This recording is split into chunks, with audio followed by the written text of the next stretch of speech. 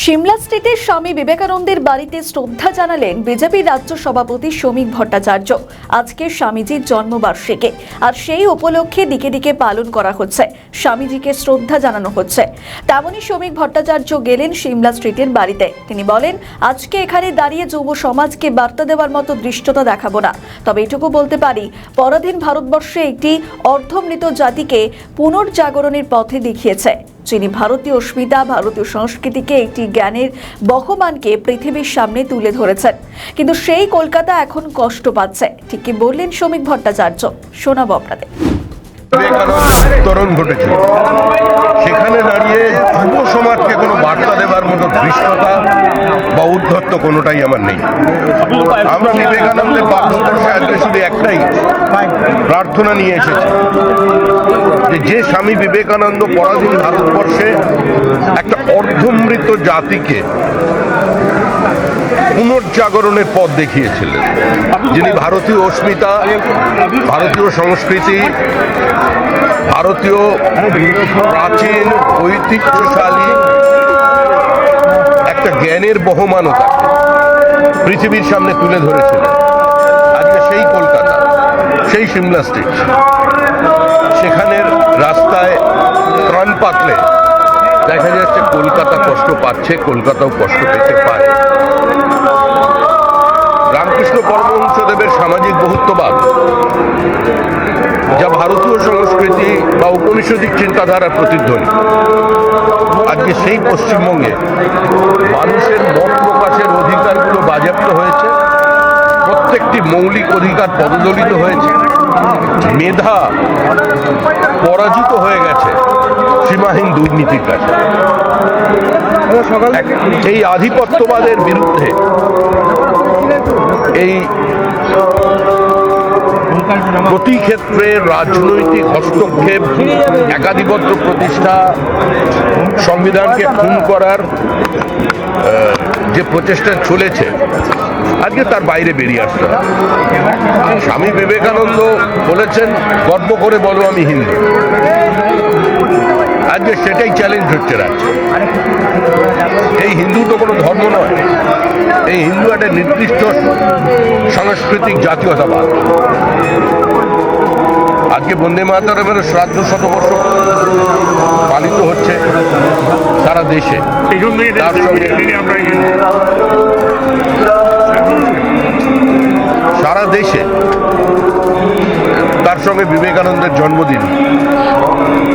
আমরা বন্দে মাতরমকে কলকাতার মাটিতেই খণ্ডিত করে দিয়েছিলাম। সেদিন যদি বিবেকানন্দের পথে ঋষি অরবিন্দের কথা এবং বঙ্কিমচন্দ্রের কথা একবারও আমরা মনে রাখতাম, তাহলে আমাদের দেশটা হয়তো ভাগ হতো না। আজকে পুনরায় আমাদের সমাজ, আমাদের মেধা, আমাদের অধিকার, আমাদের কর্মসংস্থানের দাবি আজকে প্রশ্নচিহ্নের মুখে। আজকে সেখানে দাঁড়িয়ে আজকে এই দুর্নীতি, ভ্রষ্টাচার এবং লুটেরাদের বিরুদ্ধে যুব সমাজকে সংগঠিত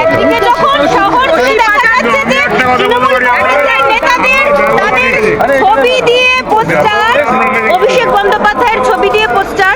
বিবেকানন্দ কোথাও কি হারিয়ে গেলেন? অভিষেক বন্দ্যোপাধ্যায় উপরে চলে এলেন। তৃণমূল কংগ্রেসের একাধিক সর্বত্র পোস্টার দেখতে পাওয়া যাচ্ছে। না, এটা দেখুন, তৃণমূল কংগ্রেস যাকে যেভাবে দেখে, কেউ যদি ভালোবেসে স্বামী বিবেকানন্দের মধ্যে কাউকে দেখতে পায় বা বিবেকানন্দের সমতুল্য করতে পারে, তো আমারই চেতনারই রঙে চুনি উঠলো রাঙা হয়ে, কেউ বিবেকানন্দ হয়ে গেলেন। আগে একজন মা শারদাও হয়েছিলেন। কিন্তু আপনাদের দলীয় যে পতাকা বা দলীয় গেরুয়া যে ধ্বজ, বিবেকানন্দের নাম দেওয়া যে পোস্টার, সেগুলো ফেলে দেওয়া হয়েছে বলে আপনাদের দলের কার্যকর্তারাই সকাল থেকে অভিযোগ করলেন। এটাই তো স্বাভাবিক, এটাই তো হবে। এর থেকেই মুক্তি চাইবার জন্যই তো বিবেকানন্দের কাছে প্রার্থনা জানাতে এসেছি। বিবেকানন্দকে নিয়েও যে রাজনীতি করা যায়, বিবেকানন্দের জন্মদিনে তাকে প্রণাম করবার জন্যও কারোর অনুমতি নিতে হয়, এটা তো আগে ছিল না, এখন শুরু হয়েছে। তো কি মনে হয় সকাল থেকে যে তরজাটা চলছে সেটা নিষ্পত্তি করলেন? মানে কি এটাই আপনার রণকৌশল? আপনি এলেন এবং সৌজন্য প্রথম থেকে একটা তর্ক বিতর্ক সৌজন শশী পাঞ্জা আমার পরিচিত, তিনি একজন মন্ত্রী, রাজনৈতিক কর্মী, একজন চিকিৎসক। আমি কিছুদিনের জন্য তার সময় বিধায়ক ছিলাম, তাকে দেখা হলো, অনেকদিন পরে দেখা হলো, নমস্কার করলাম। এর মধ্যে রাজনীতির আবহাওয়ার পরিবর্তন কোনো কথা বলা তো উচিত নয়। সৌজন্যের তো এই ছবিটা হারিয়ে গিয়েছে রাজ্য থেকে, সৌজন্যের এই ছবিটা তো হারিয়ে গিয়েছে, সেই সেটা কি প্রতিষ্ঠা করতে চাইলেন বা কোনো আমি কোনো প্রতিষ্ঠা করা, আমার সঙ্গে দেখা হয়েছে, নমস্কার করেছে, আমি প্রতিষ্ঠা করার কে? প্রতিষ্ঠা করে মানুষ যতদিন এগুলোকে গ্রহণ করবে ততদিন এগুলো চলবে, আর মানুষ যেদিন সংঘবদ্ধভাবে প্রতিরোধ করে দেবে সেদিন এগুলো থাকবে না। কিন্তু আবার আমি বলছি, কেউ যদি কারোর মধ্যে দেবী সারদাকে দেখতে পান, কেউ যদি কারোর মধ্যে স্বামী বিবেকানন্দকে দেখতে পান, তার ছবি লাগানোর অধিকার তার আছে। শ্রমিকদা, যুবরাজ বলা হয় অভিষেক বন্দ্যোপাধ্যায়ের জন্য, কিন্তু স্বামী বিবেকানন্দ না, এর মধ্যে কোনো অন্যায় নেই, কারণ পশ্চিমবঙ্গে তো এখন এই মুহূর্তে একটা মধ্যযুগীয় ওই সুলতানি রাজ চলছে, তো স্বাভাবিকভাবে উত্তরাধিকারীর নামের আগে যুবরাজ শব্দ বসবে, এটাই স্বাভাবিক, না হটেই অস্বাভাবিক। মেদিনীপুরে তৃণমূল কংগ্রেসের কর্মীরা অমিত শাহ জিন্দাবাদ এই স্লোগান দিতে শোনা গিয়েছে, তারা সমস্বরে বলছেন অমিত শাহ জিন্দাবাদ। মেদিনীপুর অমিত শাহ আমাদের পার্টির নেতা, তাকে জিন্দাবাদ ধরিয়ে দিয়েছে। তৃণমূল কংগ্রেসের কর্মী সমর্থকরা বলছেন, তৃণমূল কংগ্রেসের কর্মী সমর্থকরা অমিত শাহর নামে জয়ধ্বনি দিয়েছে। কোথায়? মেদিনীপুরে। আমি জানি না, এখন দেখুন পতনের সময়, চলে যাওয়ার সময় অনেক অন্তর্ঘাত হয়, গুপ্ত হত্যা হয়, একে অন্যের বিরুদ্ধে কদর্য বিষোদ্গার হয়, আবার অমিত শাহকে টেনে আনছেন এর মধ্যে কেন? তৃণমূল স্তরের কর্মীরাও আপনাদের দলীয় নেতৃত্বের নামে স্লোগান দিচ্ছেন। আপনি একটা সময় বলেছিলেন কেউ ভোটার কারণ নির্দিষ্ট হয় না, আপনি সমস্ত দলের তৃণমূল স্তরের কর্মীদের আবেদন জানিয়েছিলেন। 26-এর আগে কি মনে হচ্ছে হাওয়াটা তাহলে ঘুরতে শুরু করলো? এই সরকারটা চলে গেছে, পশ্চিমবঙ্গে এই মুহূর্তে সরকার নেই। যে সরকারের মুখ্যমন্ত্রী সরকারি কর্মচারীদের উপর আক্রমণ করেন, তাও আবার পুলিশ আধিকারিকদের সঙ্গে নিয়ে ফাইল ছিনতাই করেন, এবং সেই ফাইল আবার পুলিশ নিয়ে গিয়ে আরেকটা গাড়িতে রাখে, আর মুহূর্তের মধ্যে গাড়ির নাম্বার প্লেট বদলে যায়, তো সেখানে আর যাই হোক কোনো সরকার নেই। সরকার নেই, বিশ্বাস করুন, সরকার চলে গেছে, সময়ের অপেক্ষা।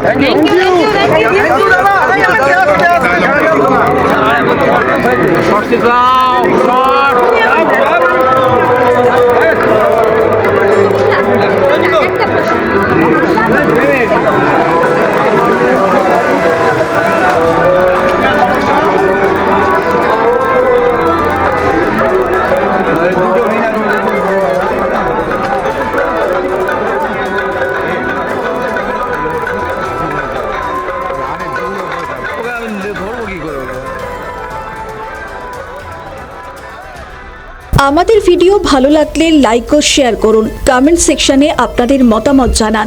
আরও ভিডিও পেতে আমাদের চ্যানেলটিকে সাবস্ক্রাইব করুন এবং প্রতি মুহূর্তে খবরের আপডেট পেতে প্রেস করুন বেল আইকন।